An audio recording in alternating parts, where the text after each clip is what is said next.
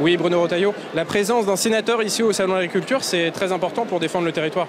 Bien sûr, c'est une évidence. On ne peut pas parler de territoire sans parler de l'agriculture française. Nous sommes une puissance agricole. Malheureusement, en termes de compétitivité, nous avons régressé. La Hollande, petit pays, et même l'Allemagne sont passés devant nous.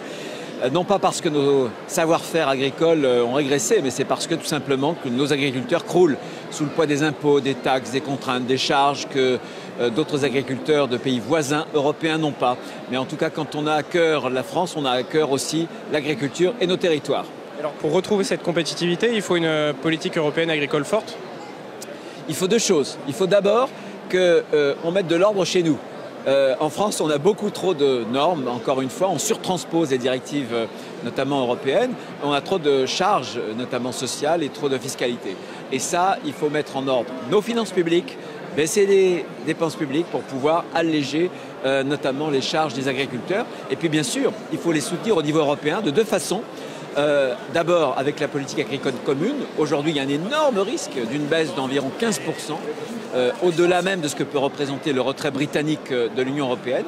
Et il faut aussi soutenir avec de vraies frontières. À quoi ça sert de signer des accords de libre-échange si, avec ces accords de libre-échange, on importe par exemple du blé qui contient des substances qu'on interdit pour nos agriculteurs. Donc nous, on est heureux d'avoir des produits agricoles de qualité, mais il faut aussi que cette qualité-là, on l'exige pour des produits extérieurs à l'Europe. Donc il faut que l'Europe ne soit pas une passoire, qu'elle défende vraiment nos agriculteurs. Alors nous sommes ici sur le stand ovin du hall 1 du Salon de l'Agriculture, et vous avez un peu un animal fétiche, hein, c'est le mouton vendéen, le mouton de chez vous.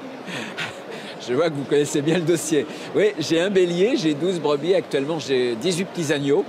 Voilà, c'est le meilleur mouton au monde. D'ailleurs, les pays étrangers ne s'y trompent pas parce qu'il se passe quelque chose pour le mouton vendéen. Il n'y a jamais eu autant d'exports. Et c'est un animal qui est à la fois, vous voyez, bien conformé. Alors lui, ça n'est pas un mouton vendéen, ils sont juste à côté de nous. Et c'est un animal, franchement, qui tire son épingle du jeu. Et au niveau de la viande, elle est très bonne.